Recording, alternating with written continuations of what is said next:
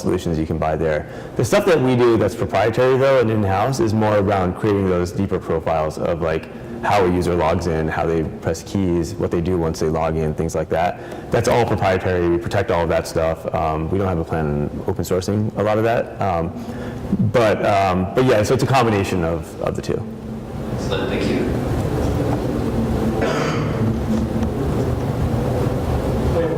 Oh, sure. Is there a plan for on-disk encryption for free accounts? So encryption is an interesting. So we encrypt everything you store with us. When you save a file to Dropbox, we encrypt it on our end. We encrypt it in transit. We encrypt it at rest on our hardware. We've been asked by a lot of our customers to introduce on-disk encryption as well. But I'm not. This laptop, the laptops we deploy at Dropbox, all have encrypted hard drives. Encryption is something you want to do across your device, not just within Dropbox itself. So I don't know if we'll ever encrypt that data on your hard drive specifically. We would probably look to you to bring your own encryption locally. One thing we may do though is, one thing we're looking at is introducing rights management. That I think is an area that's a little bit more interesting for us and where we feel like we can add a lot of value. So if you have a file that's in Dropbox, being able to apply rights to it, even if you move that file outside of Dropbox, right? So preventing data leakage, things like that. So that's where we focus our efforts on right now. That's a good question, though. So I have a follow-up question to that. What kind of encryption and authentication schemes do you use to protect the in-transit data? So in-transit is TLS. I forget exactly, it's whatever the latest version is. It's TLS in transit, and then on disk it's AES 256-bit. But we do something interesting with your files when you save them with us. So this presentation, I think, was about 25 megs. We will take a file, so when you save a file to Dropbox, we take that file and we chunk it up into 4 meg blocks. We take those blocks and we confetti them across our storage services. And then we replicate them across our distributed systems, right? And then we take all the information about that file, how you piece it back together, what the name of that file is, all the metadata around that, and we put it on a separate set of services. Our block storage services and our metadata services never talk to each other. So what I presented before was an oversimplification of our production environment. If you were to actually get a position on our production environment on our block services, you would have access to an ocean of encrypted blocks. And there's not much you can do with that. If you get access to our metadata services, you have access to information about your data, but you wouldn't actually have access to the data itself because all that's over on the block services. If you were to get access to both of those, you would then need to get access to our code base so that you could reverse engineer our logic and then use the metadata tables to go back and grab those blocks and piece them together. So it's not just about encryption, it's also about how we're storing it and protecting it. Cool.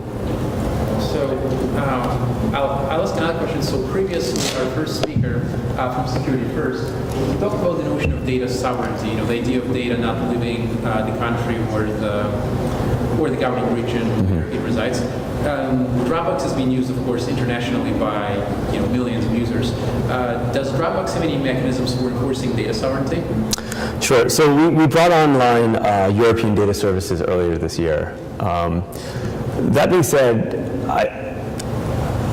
we did that to help some of our customers use Dropbox because they had to have data sovereignty in Europe. But the truth is, Europe is just as bad, and in some cases worse than the US when it comes to national surveillance.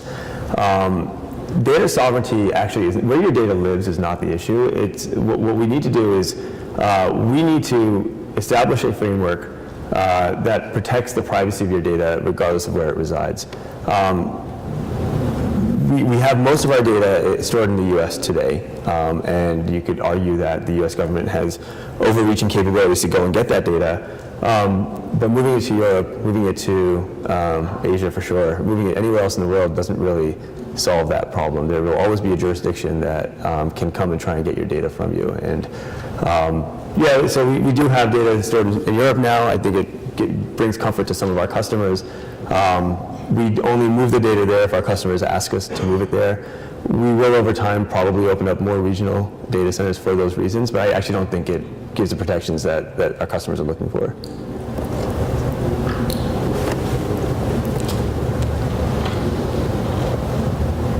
Just a little follow-up. You say that you encrypt everything, and anytime you encrypt, of course, you're generating keys. Are you maintaining control of those keys, or do you give the control to the users themselves?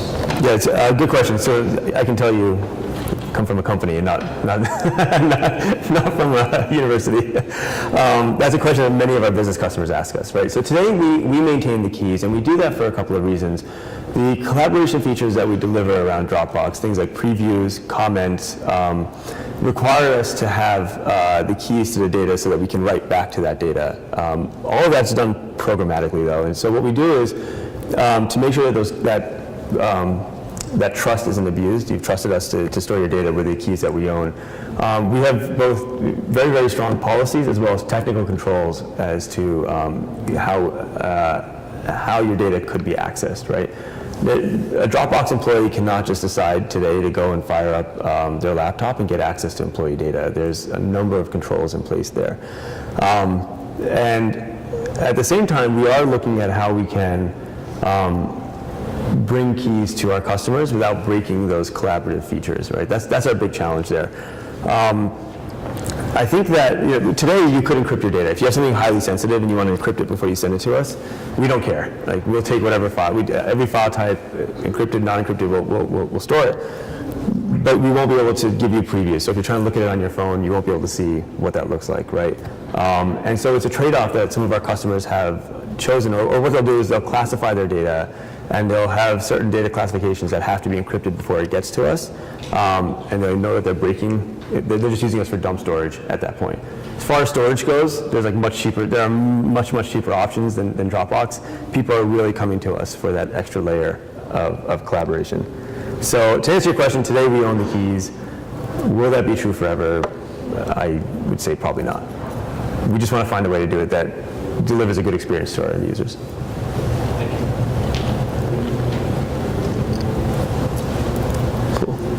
So this may not be a technical question, so you have to answer it, if you don't feel comfortable. But recently there was an incident where many passwords in Dropbox were breached. So you laid out a very, comprehensive process. So, and I'm asking it, just out of curiosity, so where did something go wrong, or was it something that had nothing to do with Dropbox? And once again, you don't have to answer it if you don't. No. I actually like answering this question. So there was a data breach. There was a data dump of Dropbox credentials a few months ago, and that database came from a 2012 breach that occurred at Dropbox, so a few years ago. There had been a number of data dumps that had all occurred in 2012. There are a number of breaches that occurred in 2012, and we've seen this year a number of dumps from those breaches, and that's for a couple of reasons. One, the amount of time that those accounts have been, the amount of time that the account information has been out there has been so long that they're not really that valuable anymore. The reason I talked about the cyber criminals who go and try and hack services, this was done by an organization that wanted to sell these credentials. And the reason they couldn't sell them is because we had encrypted passwords back then. At the time, we were using SHA-1, and we had started to transition to bcrypt.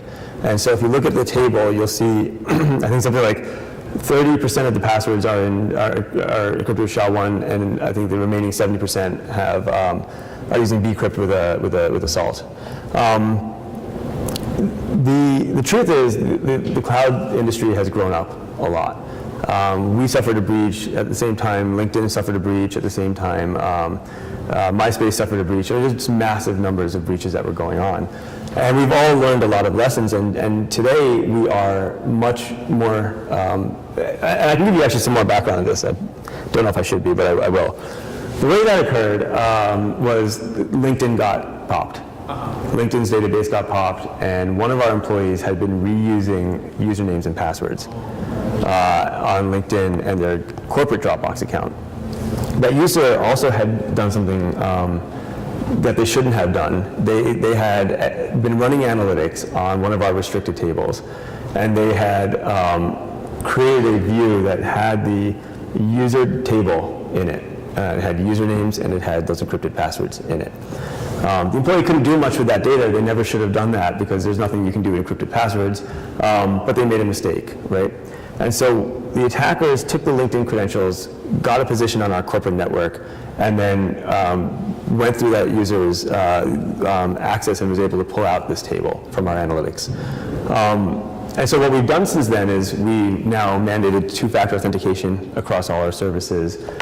We've further restricted who has access to these tables. So a very, very small number of employees have access to even things like the user table itself, even though there's no file information in there, no data in there that the users have stored with us, we're going to restrict access to it. And then finally, we rolled out 1Password to all of our employees. And what we do is on our laptops, we have a little agent that runs. And if we see you typing in the same password into another website that you also use for Dropbox or Google Apps, we use Gmail for email, we will reset the passwords on both those accounts. So we actually monitor now to make sure that the same passwords aren't being used. And we don't actually know what the password is, we hash what they've typed in and see if the hash matches. So all the attackers were able to get a password down. You're saying the dump wasn't really too useful to them because all the information, the data was encrypted and they didn't have access to decrypt it. That's right. I see. That's right. That sounds really cool. Which piece of it? Where it rewrites resets your password if you do it. Yeah, I can find out. Give me your email address, and I'll check with our corporate engineering team. I don't think we wrote it ourselves. I think it's something that has been open source, so I think you should be able to grab it. And has that been done through key logging or some other mechanism?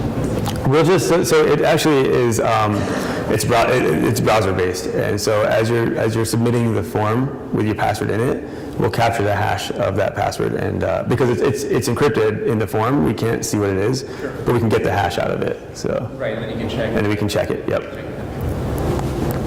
Yeah. Cool. Any other questions? No. All right. I'll be around after this. If you think of any questions, feel free to stop by. Thank you. All right, thank you so much.